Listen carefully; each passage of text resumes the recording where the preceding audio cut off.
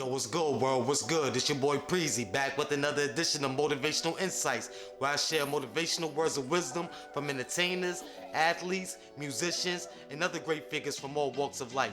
Today, I'll be sharing 10 motivational insights from late rapper, entrepreneur, and philanthropist Nipsey Hussle to help you become the best version of yourself. Enjoy. I couldn't make a blanket statement to just the young people doing dirt. I don't think that's honest. You know what I mean? It's context for everything. Nothing happens in a vacuum, you know? But I would say that, you know what I mean, you're gonna lay in the bed you make. You're not gonna get away with nothing in terms of the energy. You know what I mean? You might beat the camera or the police. They might not catch you for what you're doing, but the energy is always gonna return to you. So when you just living in this cycle of being negative all day and just putting out negativity and that's the only energy you putting out, it's gonna return to you in different form than you put it out in. So I would just say, you know, master your energy. Do your best to master your energy and what you put out, you know, and unless that's what you want, you know, because you entitled to whatever you want to create, whatever experience you want to create for yourself. But if you're tired of that shit, adjust the energy. You know what I mean? As best you can, adjust what you wake up thinking and what you say. And then lastly, what you do. Just being like pressure, like overwhelmed. You know what I'm saying? Like mentally exhausted. And you still got a lot of shit to think about and to like make decisions on and like do. You know what I'm saying? But you know, a lot of times even when you work out, your brain, your body's a lot stronger than your brain sometimes. And you gotta catch your brain up. Your muscles will be ready to keep going. Your brain will have its limit. You know what I'm saying? And be like, I can't do no more. And then your body will follow suit. Mm-hmm. But when you can break the mental barriers, you'll notice, damn, I could do way more. I was crazy.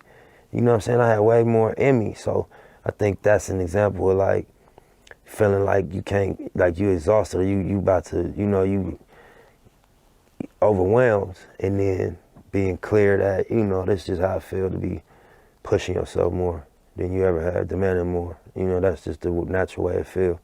When you press your line and press yourself to produce more and to be better, you know what I'm saying? You know, in my experience, you get the furthest being authentic, even if your shit make people uncomfortable a little bit, and you kind of like the fish out the water, or you know, you a little bit out of your element. I ain't gonna say I haven't been in an environment where I've been a little uncomfortable to talk how I talk, or because I come from the block, I come from a culture of, you know, unapologetic, we are who we are. I think as human beings, everybody has a natural gift and a natural passion, but then you go outside and you get influenced and you feel pressure from what's going on outside.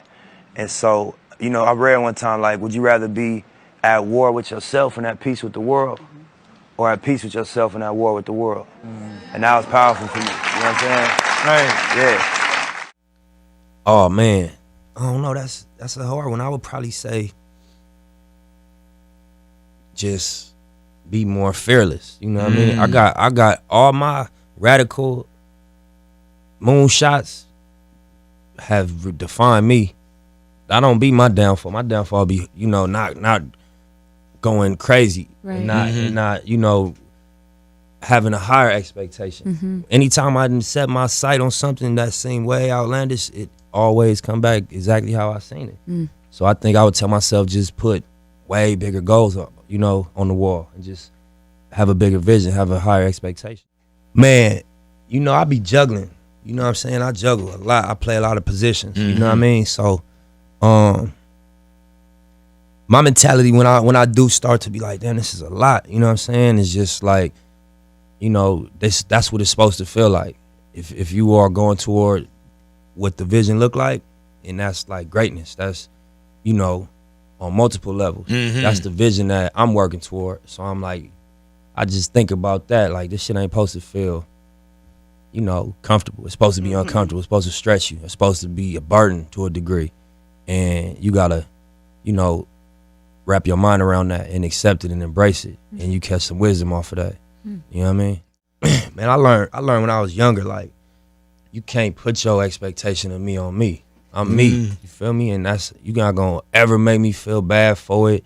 You're not going, you know, make me react to how you reacting to me. I don't care. I'm me. And if I part of who I am, you know, is disrespectful or is, you know, crossing the line of like basic things, I'm gonna check myself. But you know, we all are individuals. So for you to think my balance or my ratio, I'm to this or to that, and I ain't got enough of this and enough of that, that's all love. Just keep it to yourself, bro. I would say not trusting my instincts sometimes. Sometimes, you know, I would, and not to sound sexist, but even just as a man, we so logical and we so driven by logic and so driven by facts that sometimes we can't move without facts. But if you got trust in your gut and you got trust in your instinct and you learn that as you grow older and you mature, that you sometimes you don't need facts. You could just go off your gut and how you feel about things. Damn. You know what I mean? So just being confident in, I don't need confirmation. If I feel it, I trust how I feel. I know my intentions is pure. My instincts is like connection to a higher understanding. You don't need the facts all the time. Just go off how you feel. And so I think that I've learned to listen to my gut and my instincts more and be confident in making decisions off of that. I mean, I read something that gave me a perspective on that. It's like this whole thing, we look at life like it's about what you can get from life. And I think, you know, I read something, I was like, that's not what it is. You're going to always be unfulfilled if you look at life like that. It's about knowing you're going to leave one day. And, you know, when you leave, the only way you're going to be fulfilled is if you know you gave everything you had. Really, though. And you emptied yourself here. And you left it all here because it's temporary and you got a moment, you know? Right. So I think that for me, it's like, I got kids. I got a daughter and a son. Right. So, you know, you got to factor in your kids. You can't just all the way commit yourself to your cause.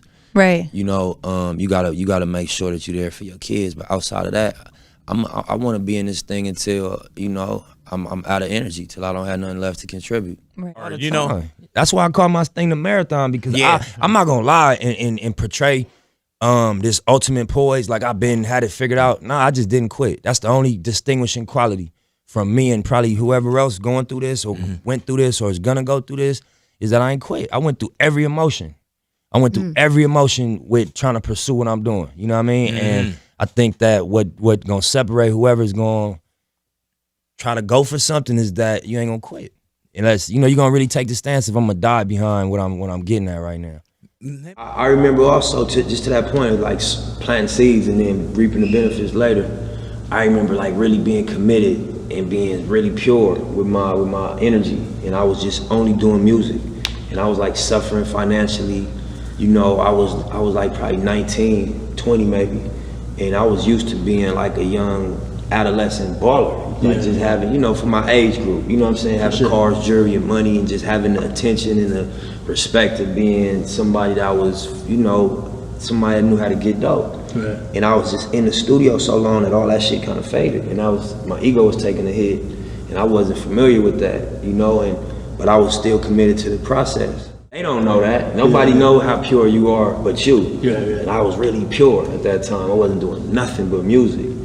And I'm like, damn, you know, like I was confused. Like, where does the good karma pay off at? Yeah. You know what I mean? Where does this shit come back around at? Cause I was real committed. My money got short. That ain't stopped me. You know, like I said, how I was being viewed changed. People kind of like act like I fell off a little bit, and I still stayed committed. And then on top of all that, I got raided and they took all my equipment, and they put a new case on me. I was just confused about it. And I remember like questioning everything, like, damn, I don't really have no part of the game that braced me for that. I don't have no mantras that I remember hearing or nothing I grew up around. Yeah. I ain't had no answer for that one. But, you know, it kind of discouraged me for a long time. But I had accumulated so much music. But from when I got raided, I stopped really recording every day and got back into hustling full time, because I'm like, I gotta fight a case now, and I need a lawyer, and I can't even really afford to sit in the studio like that. And probably like 6 months to a year later, a person named Johnny Shipes, he was an executive at Epic Records. He had a joint venture up there at Epic, reached out to my people and was like, I want to sign Nip. And I didn't make no new music from the time that I got rated to the time that he reached out. I mean, not anybody in my immediate circle, but just, you know, people always gonna have their opinions. You got certain people that they just live and die for this one way of thinking. And so, you know, my thing is like, you know what I mean?